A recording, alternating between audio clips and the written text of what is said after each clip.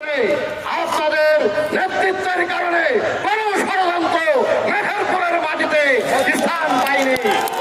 আজকে সদর উপজেলা বিএনপির পক্ষ থেকে আপনাদেরকে উদাত্ত আহ্বান রাখবো, যারা বিগত 16 বছরে রাজপথে ছিল না, মামলা হামলা মোকাবেলা করেনি, যারা আওয়ামী লীগকে মোকাবেলা করেনি, তারা নাকি আমাদের নেতৃত্ব দিবে।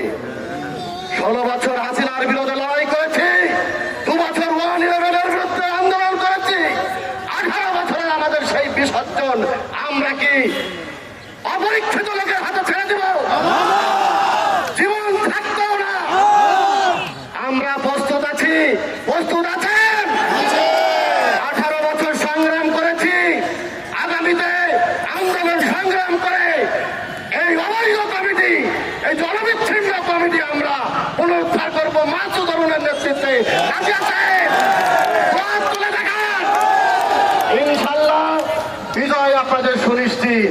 কারণ যারা রাজপথে ছিল না, কেন্দ্রের ঘোষণা আপনারা শুনেছেন, যারা ত্যাগী, যারা পরীক্ষিত, যারা আন্দোলন সংগ্রামে জীবন উৎসর্গ করার জন্য রাজপথে ছিল, তাদের নিয়ে নাকি কমিটি বানাতে হবে। কিন্তু আমরা কি দেখলাম, যারা বিগত দিনে কখনোই বিএনপির নেতৃত্ব ছিল না, আন্দোলন সংগ্রামে ছিল না, তাদেরকে যে কমিটি পরিচালিত করার জন্য, আমাদেরকে পরিচালিত করার জন্য আমাদের ঘাড়ের উপরে বসিয়েছে, সেটা কি হতে পারে? এই জন্য প্রস্তুত থাকবেন।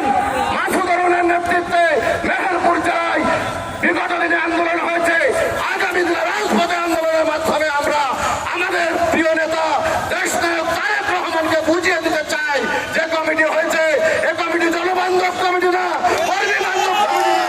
কর্মী বান্ধব কমিটি করতে হলে মাসুদ আরমানের নেতৃত্ব ছাড়া হবে না।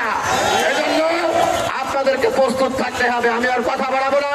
সদর উপজেলা বিএনপির পক্ষ থেকে আপনাদের কাছে গভীর কৃতজ্ঞতা জানাই। বিগত 16 বছর রাজপথে ছিলেন, মাসুদ আরমানের নেতৃত্বে সামনে আমাদের দাবি আদায় না হওয়া পর্যন্ত আমরা রাজপথে থাকবো। এই উদাত্ত আহ্বান জানিয়ে, সকলের প্রতি ধন্যবাদ এবং কৃতজ্ঞতা জানিয়ে, আমাদের প্রিয় নেত্রী, গণতন্ত্রের মা, দক্ষিণ এশিয়ার সবচেয়ে নির্যাতিত নেত্রী, জনপ্রিয় নেত্রী বেগম খালেদা জিয়ার রোগ মুক্তি কামনা করে আমি আমার কথা শেষ করছি। আল্লাহ হাফেজ। বাংলাদেশ জিন্দাবাদ, বেগম খালেদা জিয়া জিন্দাবাদ, তারেক রহমান জিন্দাবাদ, শহীদ রাষ্ট্রপতি জিয়াউর রহমান বীর উত্তম অমর হোক, অমর হোক, অমর হোক।